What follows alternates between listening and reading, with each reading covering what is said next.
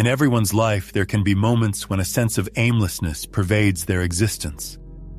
Despite striving to fill every moment with social interaction, goals, and obligations, a deep feeling of unfulfillment may linger within, as if something vitally important is missing. It's like passively waiting for life to happen, instead of truly living it.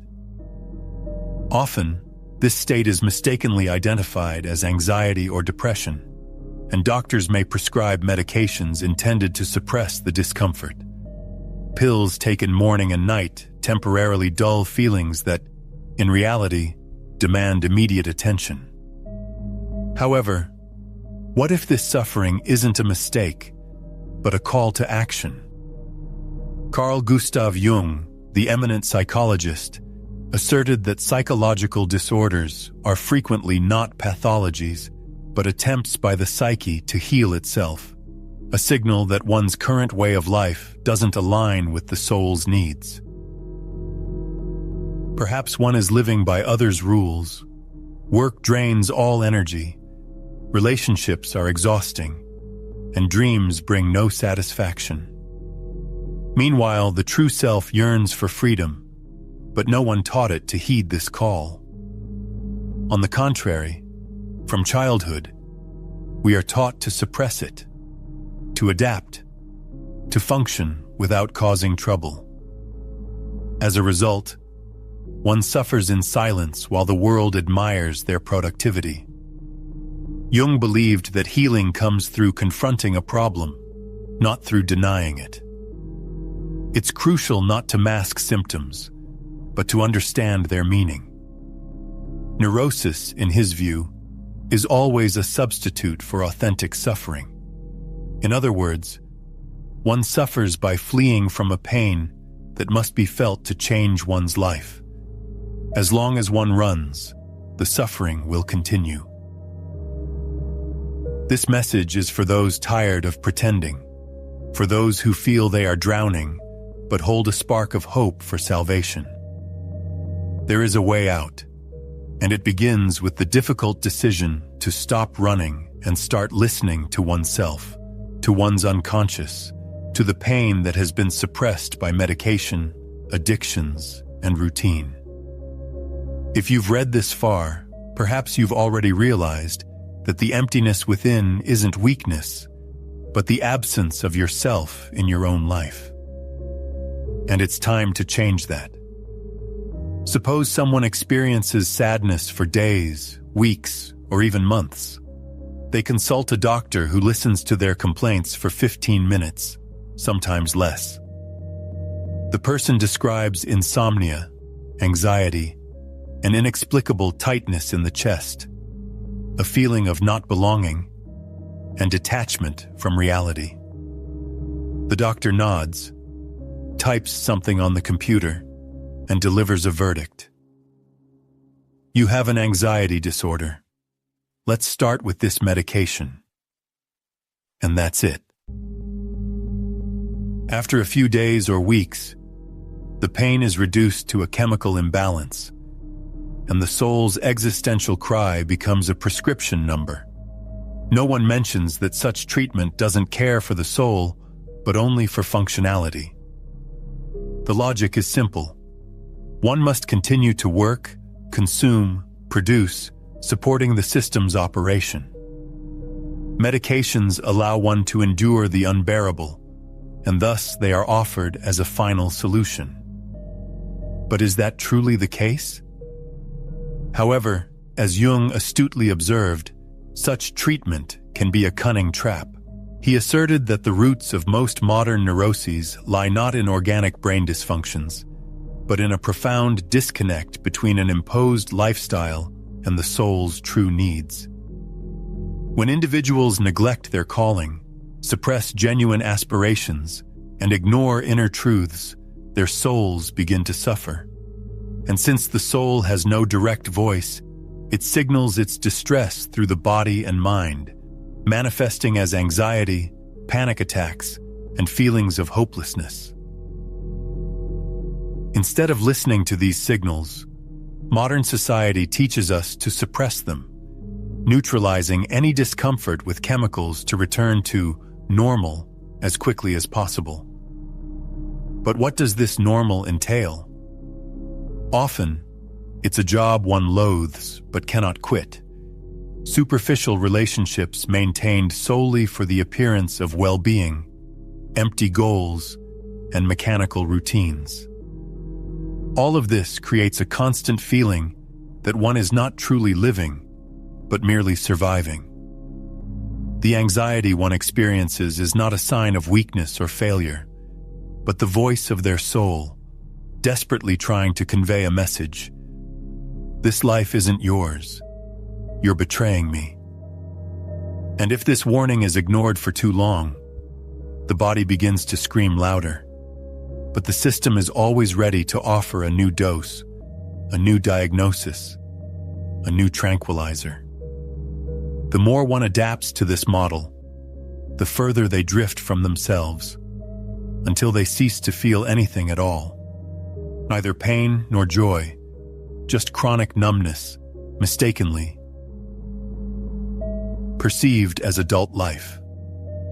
Carl Jung warned against the danger of medicating symptoms without understanding their root cause, as this merely creates an illusion of healing.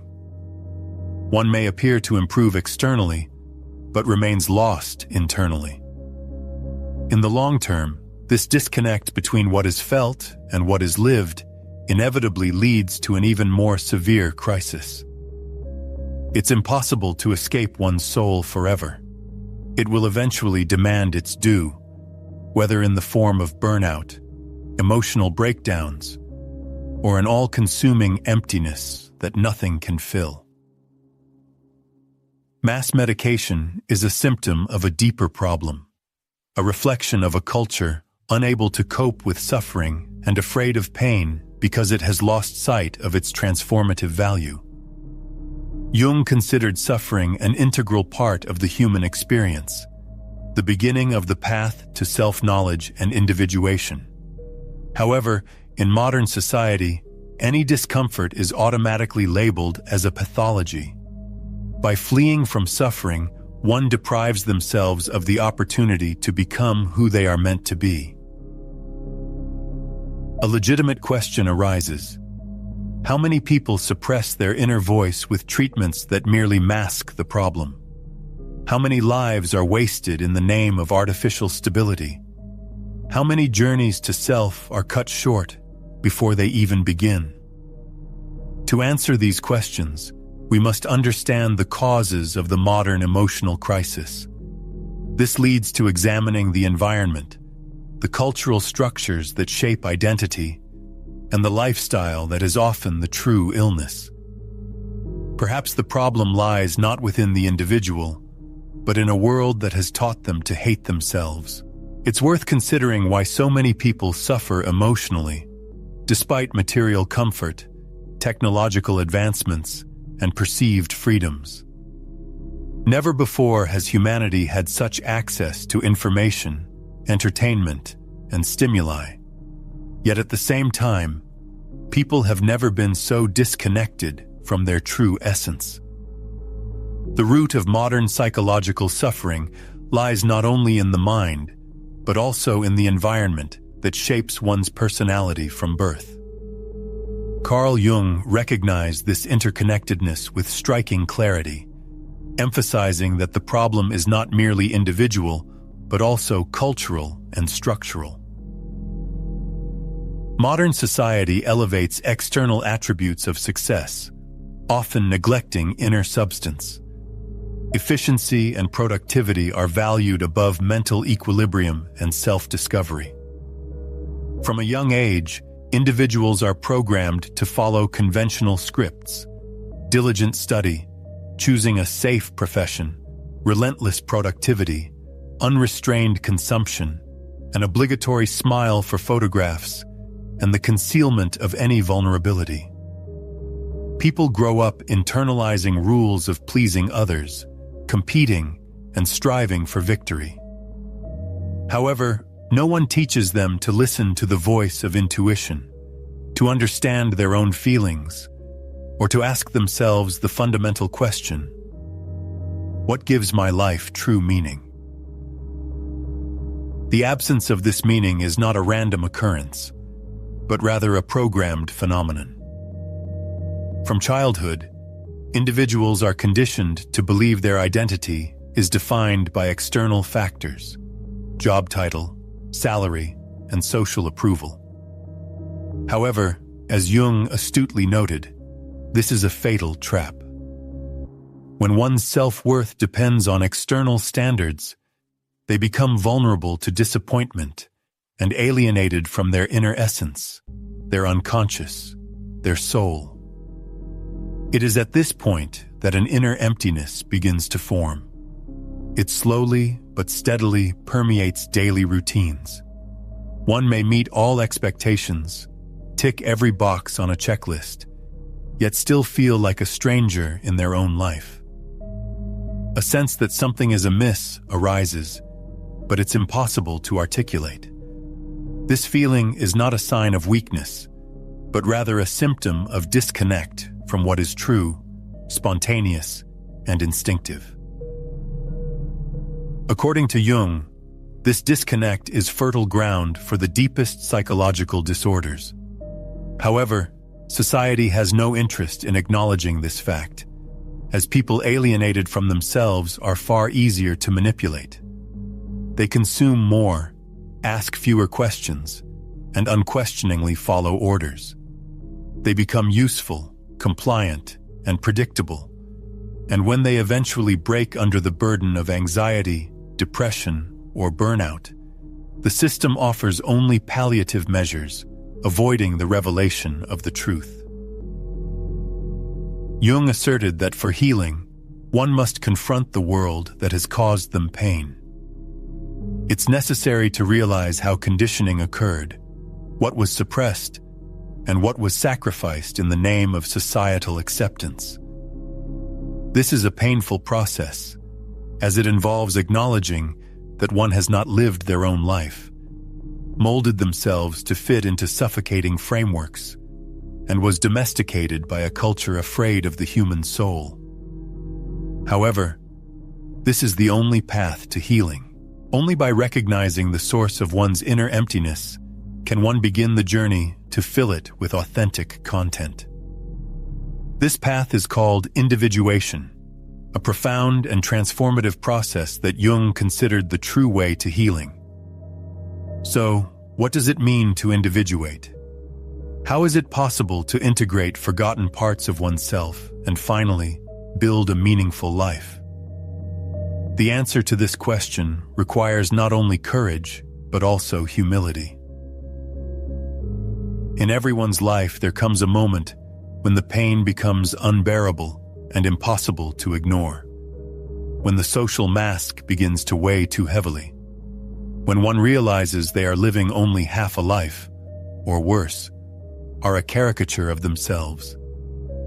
It is at this turning point, according to Carl Jung, that the most important journey one can undertake begins, the journey of individuation. What exactly is meant by individuation? Carl Jung saw it as more than just a set of self-improvement techniques or minor adjustments to daily habits. He spoke of a profound, almost mythical process in which the individual ceases to be a mere reflection of external circumstances, family attitudes, cultural norms, others' expectations, and begins to unveil their true essence. Individuation, in essence, represents the pursuit of psychic wholeness, where one sheds externally imposed roles and begins to follow the call of their soul. This process is far from linear or comfortable. On the contrary, it requires the courage to face everything that has been suppressed, ignored, or rejected within the personality. What Jung called the personal unconscious surfaces, unresolved emotional wounds, hidden desires, inherited beliefs that have never been critically examined. Individuation begins with a conscious decision to stop fleeing from these aspects of oneself and to begin integrating them. However, This is merely the starting point. The most challenging and perhaps most painful stage of individuation is the encounter with the shadow, that dark, instinctive, animalistic, and chaotic side that one diligently hides from themselves and others. This could be anger that never finds an outlet, envy that one is ashamed to admit, impulses that evoke guilt. Jung stated, "Who looks outside dreams, who looks inside awakes." Looking inward implies an honest encounter with one's shadow, without masks, excuses, or moral judgments. Why is this so crucial? Because the shadow, if ignored, exerts a hidden influence on one's behavior and decisions. However, if integrated, it becomes a source of strength, authenticity, and vital energy. True life begins when the struggle with oneself ceases and all that resides within is accepted. Individuation is the process of restoring inner harmony, reuniting with the self, the central regulating principle of the psyche, the living totality that one is in potential. Here lies the paradox. While the world calls for constant self-improvement, Jung emphasized the necessity of achieving wholeness. Not perfection, but authenticity. Not conformity to societal standards, but freedom. The healing one seeks is not about better adapting to the world, but about aligning one's inner world with their true essence. This path can be solitary and difficult, but it is also the only one that gives existence true meaning. When one begins to live from their center, everything changes. Their choices, their relationships, their perception of suffering. Suffering ceases to be a punishment and becomes part of a deep transformation. However, a legitimate question arises. Why do so many people live far from this path? Why do so many remain in a state of suspended animation, repeating the same scenarios and avoiding an encounter with their soul? The answer lies in one of the main problems of modernity, the loss of meaning, a quiet epidemic that undermines even those who appear to be thriving. Perhaps the pain one experiences is not a problem, but a symptom of a deeper truth. Their life has lacked a clear purpose until now. But this can and must change. Just look around. How many people merely exist rather than truly live? How many follow an automatic routine filled with empty obligations, superficial entertainment, and a fatigue that even prolonged sleep cannot alleviate?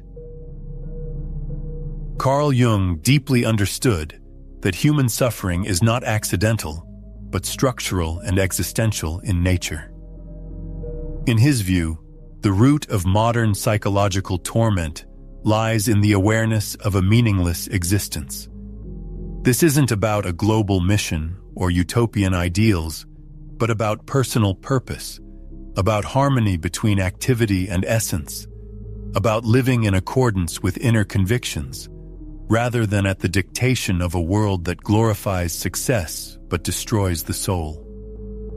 Jung noted that his patients' symptoms of anxiety, depression, apathy, and longing receded when they began to build a meaningful life, not through medication or material well-being, but through discovering their why.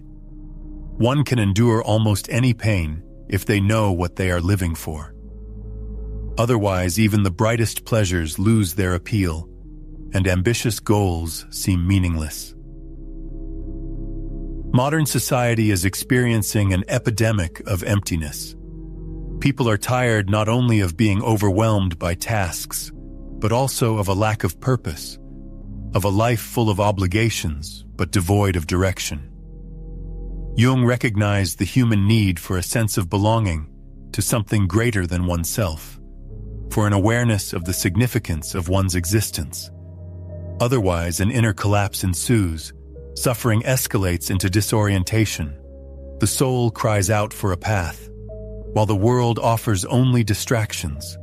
Social media likes, TV series, promises of self-improvement, productivity techniques, miracle courses, all mere attempts to fill an emptiness that can only be filled with truth. The truth is that many people live lives that are not their own, following paths that please others but betray their own values. They choose professions that don't align with their beliefs, maintain relationships that drain them, live in cities that oppress them, and repeat routines that erase their individuality. The body feels it, the mind breaks down, and the soul shrinks. A lack of meaning cannot be cured with medication, because the problem isn't a serotonin or dopamine deficiency, but an absence of direction and identity. This is where Jung's depth psychology gains particular relevance, as he aimed not merely for human functionality, but for authentic existence, for the courage to say, "This life is not mine, and I refuse to continue this way." But how is this achieved? How does one begin to restore meaning when everything around distracts from one's true essence? Jung suggested reconnecting with the unconscious, for it is there, in the forgotten parts of oneself, that the key to one's purpose lies. Most people desire healing, but few are willing to pay the price for it. True transformation doesn't begin with positive affirmations or forming new habits, but with confrontation, immersion, and a descent into the depths of one's own soul. Jung taught that healing is impossible without contact with the unconscious. What then is this mysterious unconscious? According to Jung, it's not merely a repository of repressed memories or past traumas. It's an entire universe, vast and rich with symbols, where all those parts of the personality that have been forgotten, rejected, or ignored are carefully preserved. Here lie the most secret aspirations, the deepest fears, and painful truths. Everything one diligently tries to overlook patiently awaits its moment. But why is this so significant? Unresolved conflicts and unprocessed aspects of the unconscious begin to subtly control one's life, often without their awareness. Jung asserted, "What you do not make conscious comes to you as fate." For instance, one might believe they are simply unlucky in love, but in reality they are unconsciously repeating the same destructive patterns over and over. Or they might think they are being sabotaged at work, when the true cause of their failures is a subconscious fear of success. One may feel like a victim of circumstances, but in truth, they are governed by old, unhealed traumas. The unconscious is like a dark mirror, reflecting one's true essence, not the mask they are accustomed to wearing. This is why encountering it can be frightening, as it exposes painful truths and strips away the false masks created for protection. It demands that one abandon the illusion of control and embrace the reality of their inner complexity. However, it is precisely in this confrontation that the path to healing lies.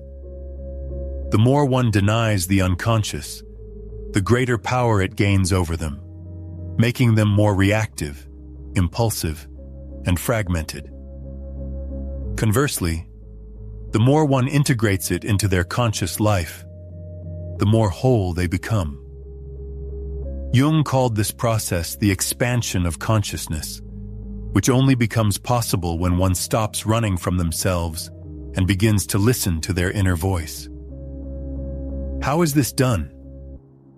Through dreams, symbols, art, moments of silence, meditation, and psychoanalysis.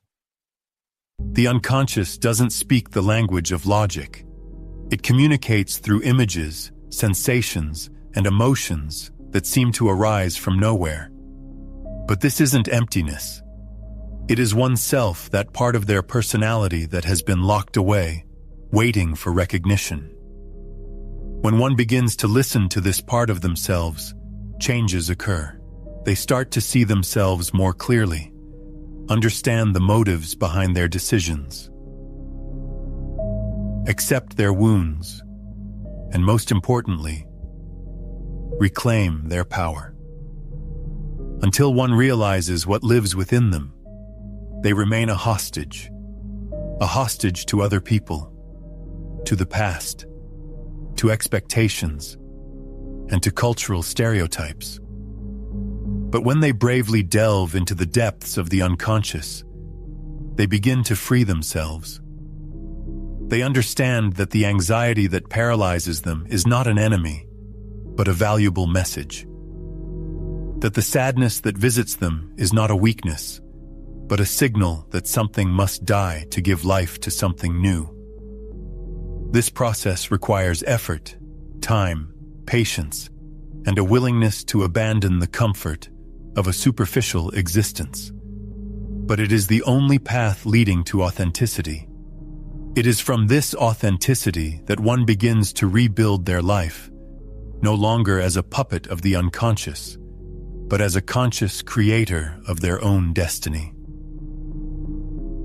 Having recognized the central role of the unconscious in experience and transformation, it's important to ask one final question. What prevents one from embarking on this journey? Why do so many people, even knowing all this, remain paralyzed, continuing to live on autopilot and repeat the same meaningless actions? The answer lies in fear. Fear of change, fear of loss, fear of leaving behind everything familiar, even if it brings destruction. In everyone's life, there comes a crucial turning point when a decisive choice must be made. This isn't just an ordinary decision, but a pivotal moment separating the former, conditioned self from the potential self. This choice will determine one's future, continued existence in a borrowed, numbed routine, or the sacred vow of allegiance to one's own soul. If you sense this moment approaching, it's no coincidence. An inner voice is awakening, perhaps still a whisper, but soon it may become a scream. This call originates from the deepest core, from an honest and vibrant essence that refuses to settle for a life reduced to work, obligations, and mere survival. This part of your being intuitively senses something more profound waiting for its time, ready to reveal itself only to those who dare to meet themselves. Carl Jung asserted that the greatest privilege of life lies in finding one's true essence. However, he also recognized that this path is often avoided because it demands letting go of everything familiar, predictable, and superficial. It involves confronting deep-seated fears, facing one's shadow aspects, and reevaluating established truths. This is precisely why this path is sacred, transformative, and healing. Most people prefer to live on autopilot, choosing numbness over clarity. They continue to accumulate material possessions and distractions, while their inner world withers in silence. However, you don't have to be part of this statistic. You can make a choice. Stop the meaningless waste of time, emerge from this state of anesthesia, and build a life filled with meaning and aligned with your true nature. This path won't be easy. It will involve pain, confusion, and the necessity of breaking away. But it will also bring liberation. There is nothing more powerful than an awakened soul. When one begins to live in accordance with their true essence, they become unshakable, cease seeking approval, stop comparing themselves to others, and no longer lose themselves trying to please those who will never understand them. So, what must you give up to truly start living? What lies do you continue to tell yourself? It's worth writing about this, whether it's a single sentence, an admission, or a question. The act of writing itself is a step out of numbness, a gesture of presence, choice, and awakening.